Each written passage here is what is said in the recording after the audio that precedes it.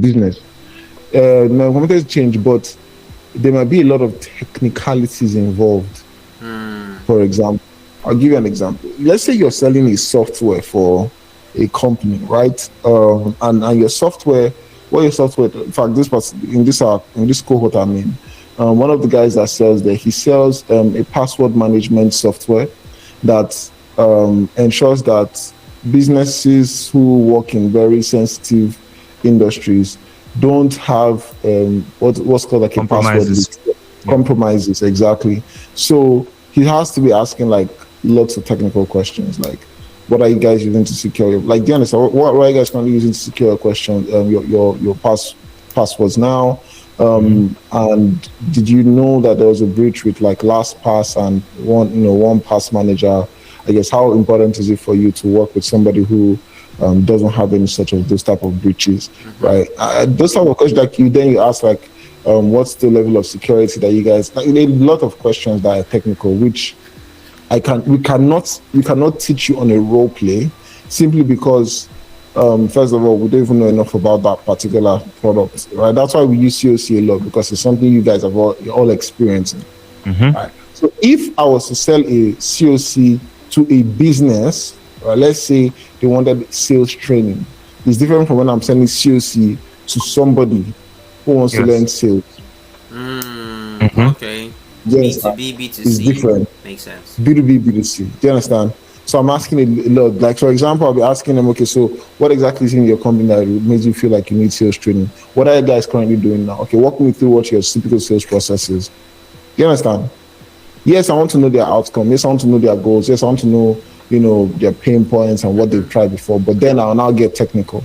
Okay, what type of sales are you guys used to? Consultative? Any framework? Like, and then, like, there's a lot more we can do on that, right? But to answer your question, there's a lot of similarities. There are some differences. But at the end of the day, people buy the same way. People buy the same way. Now, usually a B2B conversation, you always want to show them the money, a direct return on investment, meaning that if you invest this amount, this is how much you're looking to get out of it, like mathematically speaking.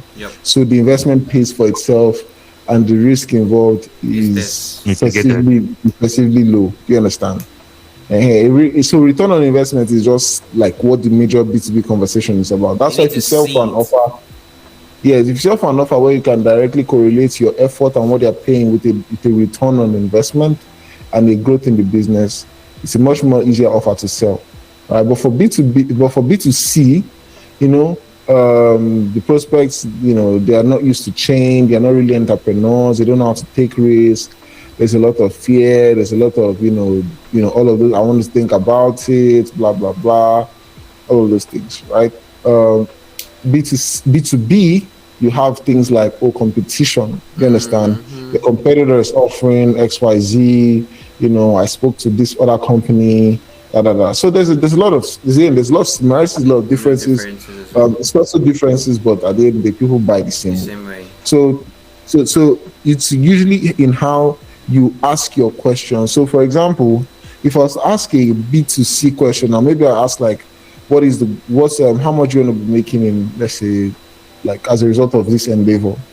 In the B2B conversation, I will not ask that. I'll probably, contextualize it. I'll say, so if we fix this problem, like, what's your projection, like year-on-year revenue, if this problem is taken out of the way, or if this stops being a problem? You understand? I use business language. So lingua, and understanding what you're selling in the first place. Thank you so much for that. That's good. All right.